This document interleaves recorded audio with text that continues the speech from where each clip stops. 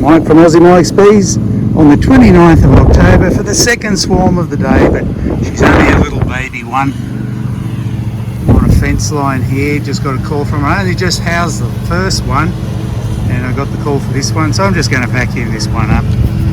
Easy peasy.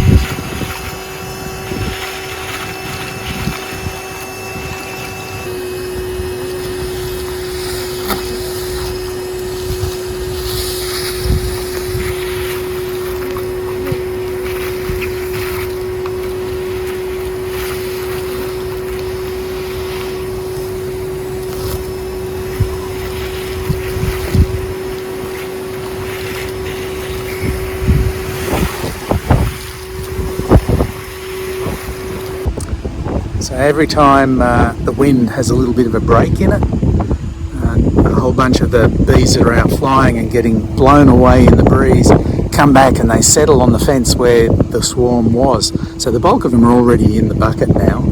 And there's the bees hanging out the top where the vent is, and just generally around the top of the bucket. They know the queen's inside, so they've got their little tails up and nazzing off, pheromoning out into the air, even though most of it's just getting blown away. So have a look on the fence here. They re-congregate where the original swarm was, so obviously the smell's still there and they're just drawn back to it. In the meantime, down at the bucket, there's ones on the top fanning away, getting that Nasonoff out there. This has probably happened maybe 10 times so far, and I just come through and sweep them up and then wait a little longer and sweep up the next lot, so that it's not a big swarm, so I don't want to leave many behind. So I'll get as many as I can. So in this little lull in the wind, this should build up a reasonable number, and then I'll back them up, and after this one I'll call it quits and head home. get them in a box.